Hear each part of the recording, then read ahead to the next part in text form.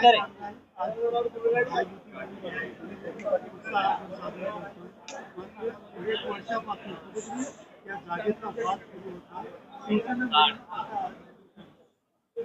कल्याण ग्रामीण मध्ये असलेला आणि डोंबिवली शहराला लगत असलेला सागाव सोनवारपाड्याचा हा पिंपळेश्वर महादेव मंदिर आणि पिंपळेश्वर महादेव मंदिराचा या पंचकृत असलेलं मोठं नाव आणि या डोंबिवली क्षेत्रात जेव्हा MIDC आली त्याच्या अगोदरच पुरातन मंदिर आपले पिंपळेश्वर महादेव मंदिर आणि मग MIDC आल्यानंतर MIDCच्या ताब्यात गेलेली जागा आणि त्या दिवसापासून या पंचकृषीतले सर्व समाजाचे लोक हिंदू बांधव की मंदिर हा आमचा आहे आणि त्याच्यासाठी सतत लढत होते. अनेक बैठका झाल्या.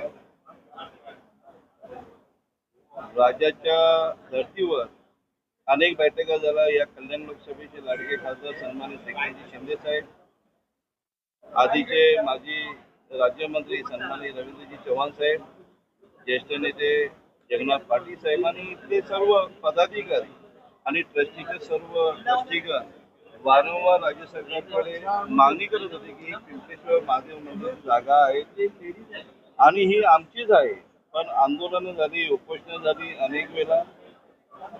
तुम्हाला आम्ही सांगू इच्छितो की हा मंदिर 1995 साली आमचे आदरणीय धर्मवीर आनंद दिघे साहेबांनी याचा प्राणप्रतिष्ठा केली, याचं उद्घाटन केलं आणि चिटकारेश्वर मंदिराचे डिकेदास बाबा हेही या उद्घाटनाला होते. आणि हा असा पुरातन मंदिर आणि वारंवार खासदार श्रीकांतजी शिंदे साहेब, रवींद्रजी चव्हाण साहेब यांच्या माध्यमातून राज्य सरकारकडे बैठका झाल्या आणि त्या बैठकीला आज अतिशय गोडवा निर्माण झालेला आहे. काल मंत्रिमंडळाची बैठक झाली.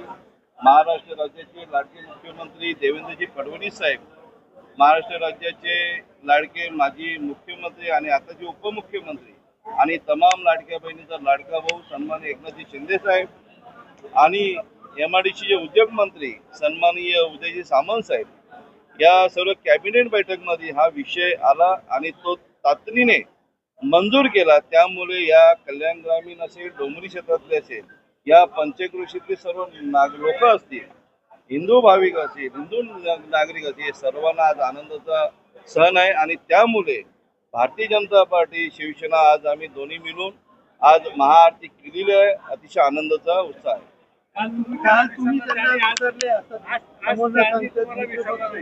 काल मंत्रिमंडळात निर्णय झाला.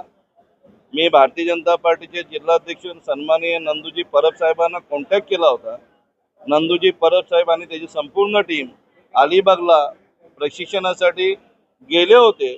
त्यामुळे भारतीय जनता पार्टीचा इथे एकही पदाधिकारी उपस्थित नव्हता. मी जिल्हाध्यक्ष नंदू परब साहेबांची परवानगी घेतली की बाबा आम्ही इथे आलेला काय करू, तुम्ही पूजा करा असे आम्हाला नंदू परब साहेबांनी सांगितलं. म्हणून आम्ही काल पूजा केली आणि आज दोन्ही मिळून दिवस ठरवलेला होता आणि आम्ही मोठ्या संख्येने इथे सर्व भारतीय जनता पार्टीचे पदाधिकारी, शिवसेनेचे पदाधिकारी, सर्व नगरसेवक इथे उपस्थित आहेत आणि मी मनापासून दोन्ही पक्षाचे ज्यांनी ज्यांनी या पिंपळेश्वरला पाठिंबा दिला, ज्यांनी ज्यांनी मदत केली त्यांचं मनापासून मी अभिनंदन करतो आणि राज्य सरकारचं अभिनंदन करतो. म्हणजे एकंदरीत काल त्यांनी परवानगी दिली तर आज पुन्हा भाजप नाही, कसं आहे तुम्हीच काहीतरी तुमच्याच माध्यमातून आम्हाला असं कळतो की ते त्यांनी परवानगी दिलेली महाआरती करायला, पण आज तुमची आरती झाल्यावर भाजप परत या ठिकाणी तुम्हाला घेऊन नाही, आम्ही दोघांनी एकत्र केले. मी असं म्हणालो काल आम्ही एक महाआरती केली नाही, देवाची पूजा केली आणि आज महाआरती करण्याचं ठरलं गेलं. दोन्ही मिळून जिल्हाध्यक्ष नंदू परब आणि मी ठरवलं गेलं की आज आपण महाआरती करूया आणि त्यामुळे आम्ही एकत्र बसतो. जय.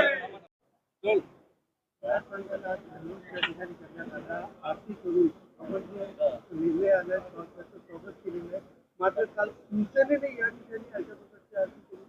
आज भाजपकडनं हे श्रेय अखंडला समाज, आगरी समाज असेल, अखंड हिंदू समाज, आगरी समाज किंवा इतर सर्व समाजांनी 2009ला जेव्हा चव्हाण साहेबांनी त्या नेतृत्वामध्ये आम्ही सगळं लढलो, फर्नांडिस म्हणून एक महिलेने इथे येऊन पोलिसाच्या बळाचा वापर करून गेट मारला होता.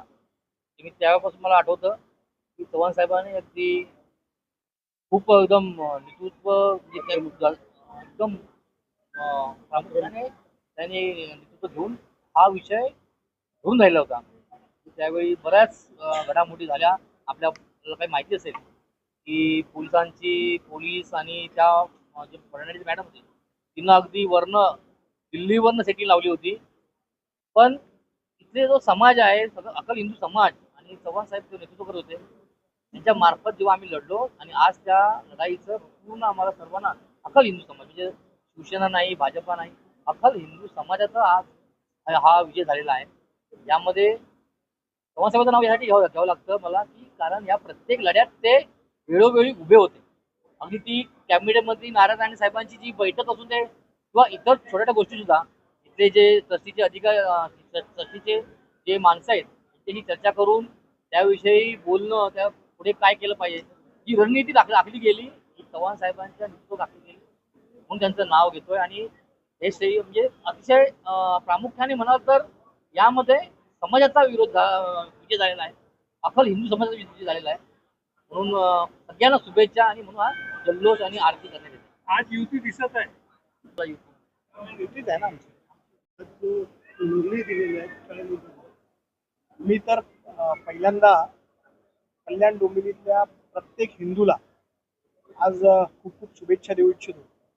कारण अनेक वर्षाचा पिंपळेश्वर मंदिराचा संघर्ष काल कुठेतरी समाप्त झाला आणि हे पिंपळेश्वर मंदिर आणि त्याची जी जागा आहे ती या समाजाची इथल्या समस्त हिंदू लोकांची आहे असं राज्य सरकारने निर्णय घेतला. त्याबद्दल मी महाराष्ट्राचे आमचे लाडके मुख्यमंत्री देवेंद्र फडणवीस साहेब यांचे खूप खूप आभार मानतो.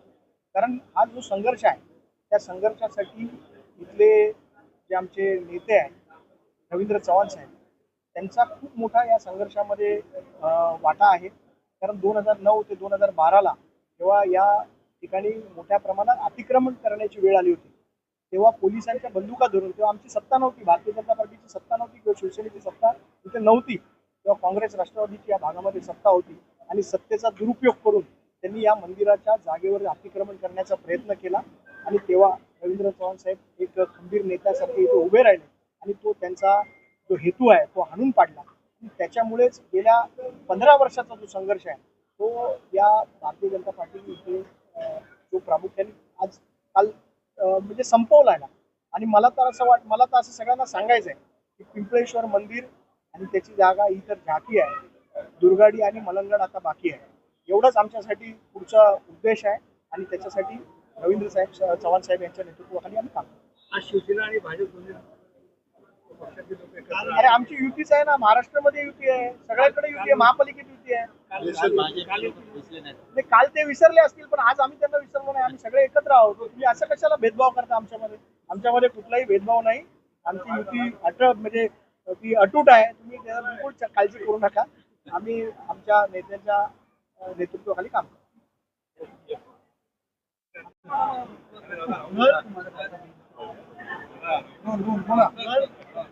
पुन्हा एकदा आज तुम्ही जल्लोष केलेला आहे. शिवसेनेचा जल्लोष त्या ठिकाणी पाहायला मिळतो.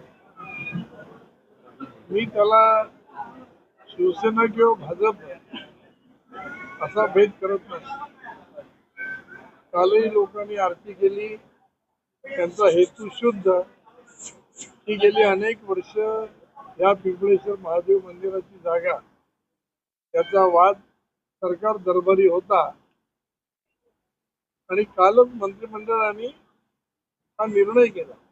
मुख्यमंत्री माननीय देवेंद्र फडणवीस साहेब, उपमुख्यमंत्री माननीय एकनाथराव शिंदे साहेब आणि उपमुख्यमंत्री माननीय सुनेत्राताई पवार आणि मंत्रिमंडळाने असा निर्णय केला की ही जी जागा 4 एकर 25 गुंठे ही जागा पिंपळेश्वर महादेव मंदिराच्या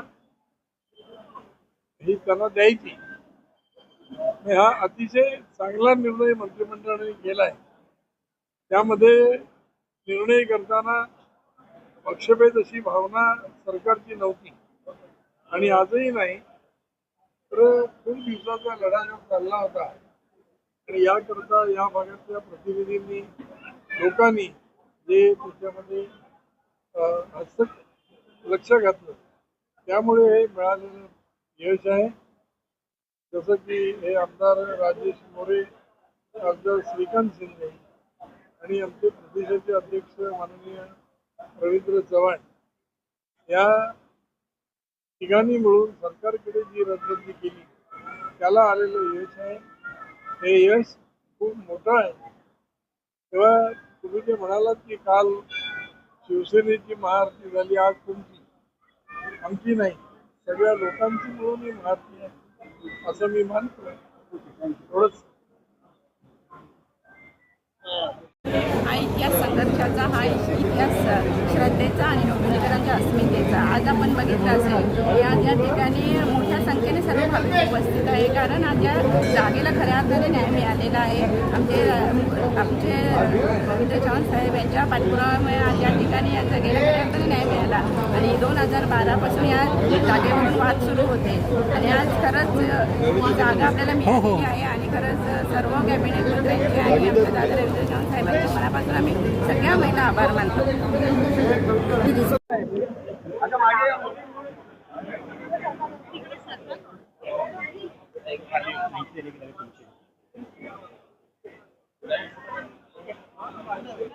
काल कोर्टाने एक ऐतिहासिक निर्णय दिला. पिंपलेश्वर मंदिर ट्रस्टला 4 एकर 25 गुंठे जमीन ट्रस्टला देऊन त्यांनी हा धर्माचा या आपल्या समाजाला जो मान दिला त्याच्यासाठी आम्ही खूपच आभार मानतो. तसंच रवींद्रजी चव्हाण आमचे महाराष्ट्राचे प्रदेशाध्यक्ष ह्यांनी गेले 2005 पासून ह्याच्यासाठी खूप संघर्ष केला. त्यांनी त्यांच्या पाठपुराव्याने हा विजय आम्हाला मिळवता आला, त्याबद्दल त्यांचे खूप खूप आभार. आणि सगळेच नेते म्हणजे महायुतीत असल्यामुळे उपमुख्यमंत्री एकनाथजी शिंदे, आमचे लाडके देवाभाऊ यांच्या पाठपुराव्याने हा निर्णय आमच्या बाजूने लागला, त्याबद्दल त्यांचेही आम्ही खूप खूप आभार. सकल आगरी समाजाचा हा खूप मोठा उत्सव आहे की हे पिंपळेश्वर मंदिर आगरी समाजाने हा जतन केलेला आहे. प्रकाश म्हात्रे असो, माझे वडील गोविंद चौधरी असो, हे तेव्हापासून जतन केलेली आहे हे पिंपळेश्वर मंदिर.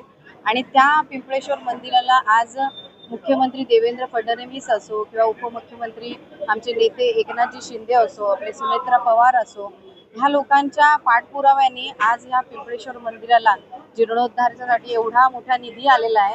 आणि त्याच्यासाठी आमचा सकल हिंदू समाज असो किंवा आगरी समाज असो, हे सगळ्यांना आनंद झाला आणि तो आनंद आम्ही साजरा करायला आज आमच्या महादेवाची आरती करायला आलोय आणि त्याचा आनंद आहे.